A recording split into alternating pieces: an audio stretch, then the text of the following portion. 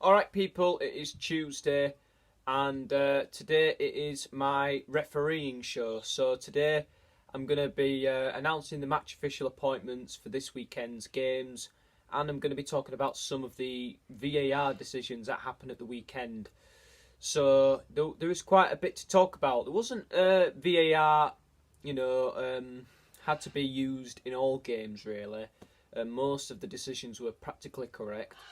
There's one game which particularly stood out, which was West Ham against Man City, which I'll get onto in a minute. Man City won that game 5-0. I'm going to go on the internet and read them all out to you. But first, what I'm going to do, in fact, I'm going to read out one of them. So it concerns me because I'm a Manchester United fan, and we've got Wolverhampton Wanderers this weekend, and our referee this weekend is John Moss.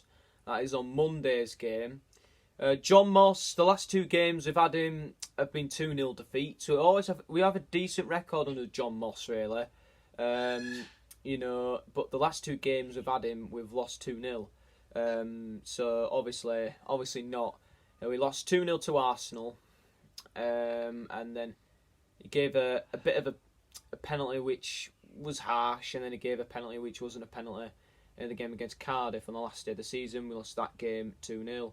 Nathaniel Mendes-Lang got both goals. So we've got John Moss this weekend. I don't really mind him as a referee. I don't really mind him.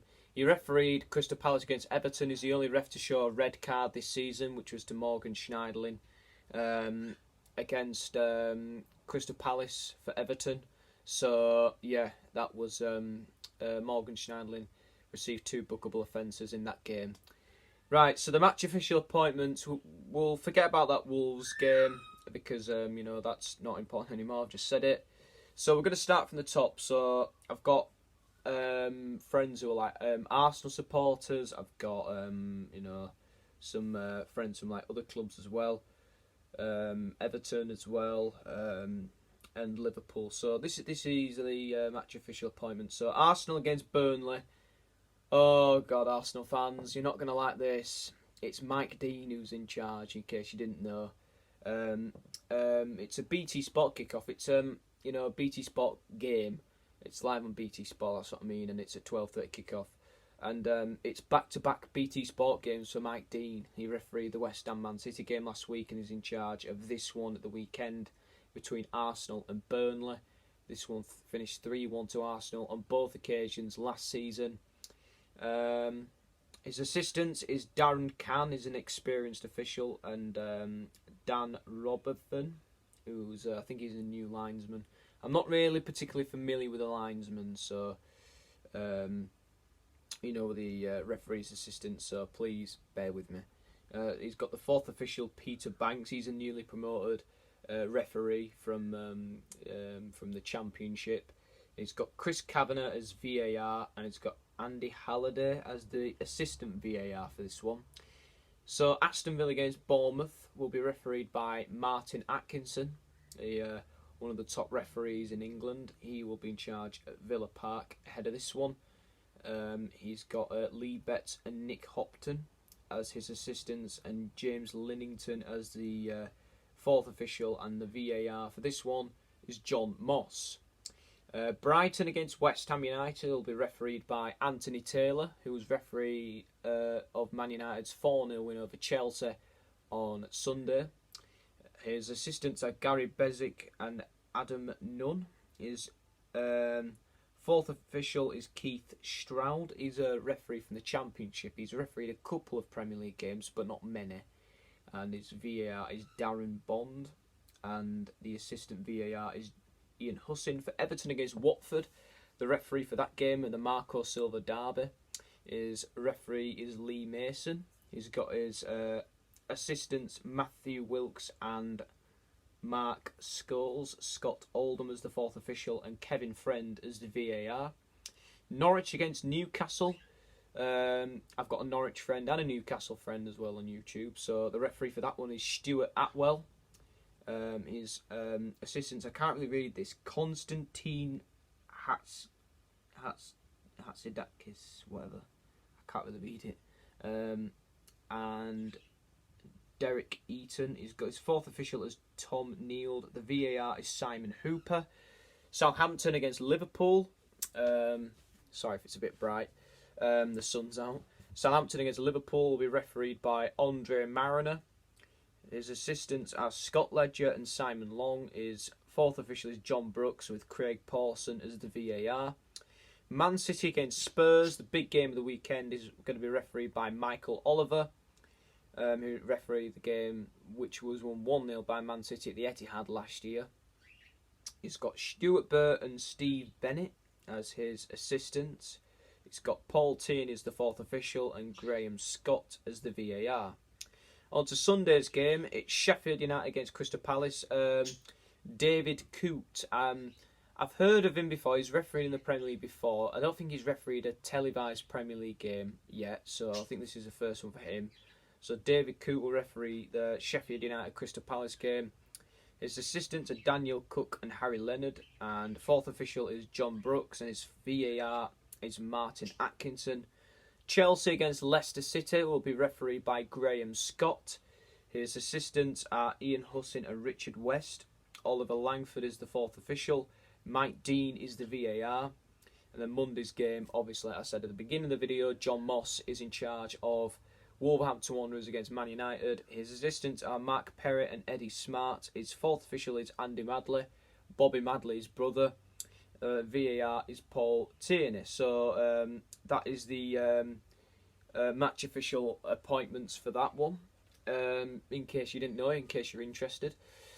So now I'm going to talk about some of the incidents in VAR this weekend. Now there was two games in particular which kind of stood out. So West Ham against Man City. So first of all, while I was watching the game in the second half, it was Sterling had a goal disallowed to make it 3-0. He did the second time round. And I'll tell you what, it was, by the letter of the law, it was the correct decision, but his arm was offside. His arm was offside. And I think, obviously, you can't score with your arm, can you? Because it'll be handball, right? And whether it's accidental or not. So that's the new law, okay? But by the letter of the law, it was the correct decision. But, there's no advantage for Raheem Sterling, If one part of your body is offside, I mean, I can understand it to an extent, if a part of your body's offside, no one was going to like it either way, somebody was going to complain, if his arm was, if the goal was allowed and they gave the advantage to Sterling, West Ham fans might have been raging on the internet, on social media, saying that should be offside, and the goal did, it didn't matter anyway because Man City went on to win the game very, very comfortably,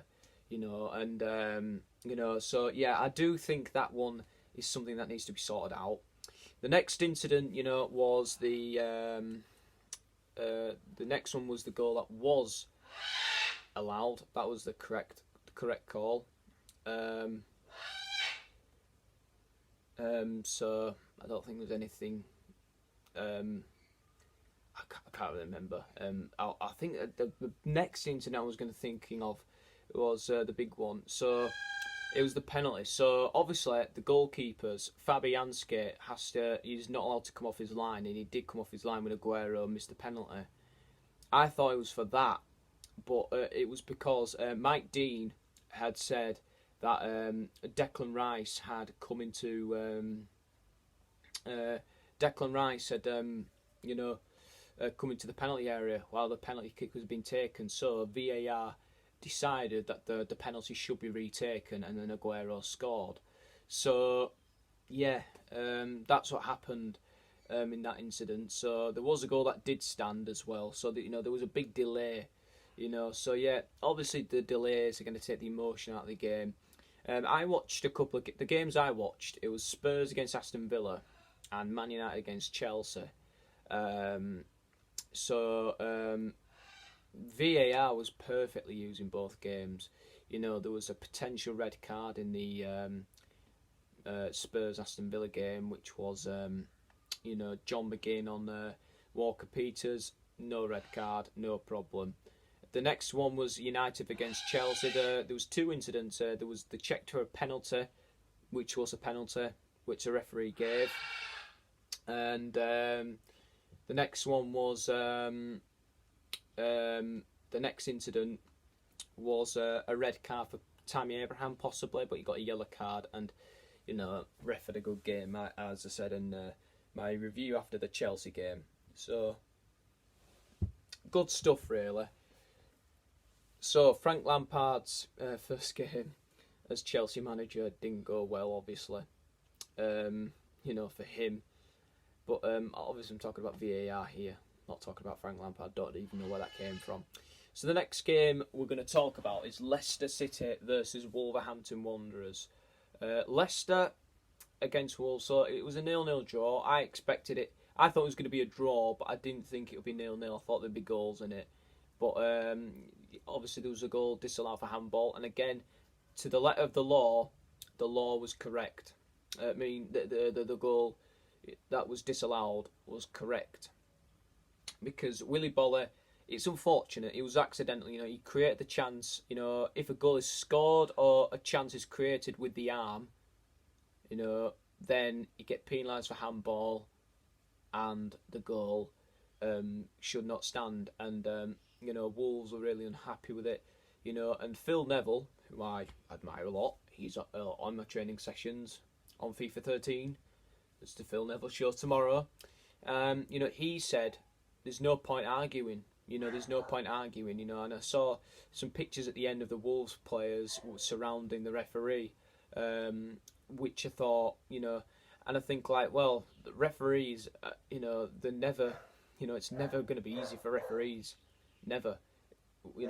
People want VAR, and people don't, and all these clubs have voted for VAR, and they got it. Charlie Austin was the man that got them VAR. So yeah, it's worked to an extent. Obviously, there's going to be little points where it needs tweaking a bit.